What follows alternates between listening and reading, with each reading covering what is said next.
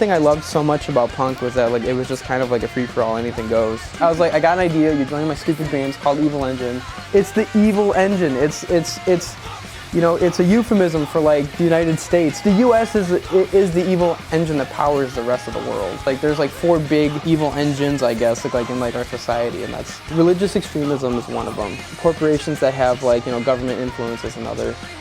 You know, or political corruption, and Hollywood media. You know, it's like those are like the 4 things that like truly run our society, and like it's like they have influence over like everything we do. Us being Evil Engine kind of exposed that. We all have things that piss us off, but I'd like to put them out there in a more constructive way where people will actually pay attention. And that's the beauty of doing songs that have a decent melody and decent harmonies, is that you get earworms in people and they're singing along and they don't even realize that they're getting a message.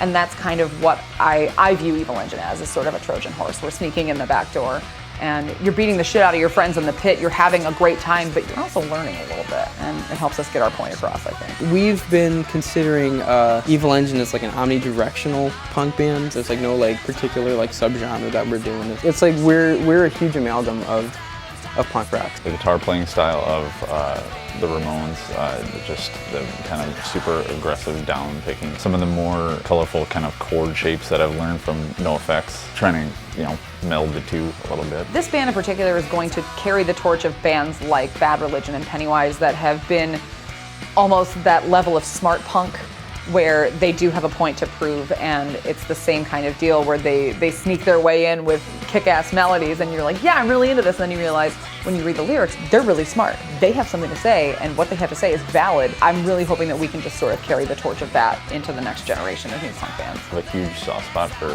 female vocalists. One of my favorite artists of all time is Tori Amos, which might surprise some of our listeners, but I don't know what it is. I don't know if it like speaks to some like maternal like thing deep down inside of me, but when there's like a good female vocal, I'm immediately drawn in, and to have one fronting my band now is just a huge thing I've always wanted to happen. The only difference is a lot of times when we play shows, people assume that I'm with the band and I'm not in it.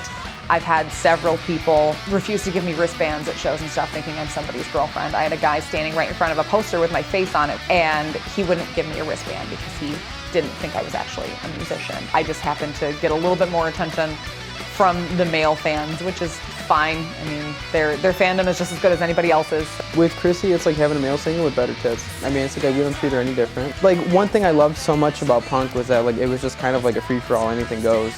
You know, and like it's like you know, anybody who wanted to speak up, or anybody like who had something to say, like, you know, either instrumentally or you know, like lyrically would do it. You know, it's inspiring to like see like such a powerful female, like, you know, like lead a band that has like such powerful music behind it.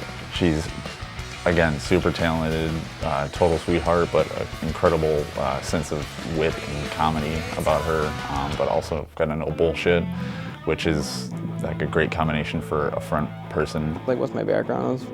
I was born in like a bumfuck town with Jamie, and like we grew up being like completely bored, I guess. It's like either like you did drugs or you make music, and like we chose to make music in McHenry. Mike and I have been friends for about as long as he's been into the genre of music, so like 15 plus years. For whatever reason, we've been involved in various projects that kept us from working together directly, but we always wanted to work together. And once I had everything squared away in my life, I happily joined. When like I was a kid, I grew up in the 80s, so it's like we all like idolized like Michael Jackson and stuff. Growing up, like from like 3 or 4 years old, I started like emulating like people like that, because it's like my mom always had either like disco playing in the house or like, you know, or like old Motown stuff. I found that groove, singing and dancing and stuff like that. Find any of the Evil Engine stuff from evilengineofficial.com. We're available on Spotify, iTunes, Bandcamp, Reverb Nation, and most importantly, if you guys want to come out to a show and see us, we've always got our music there.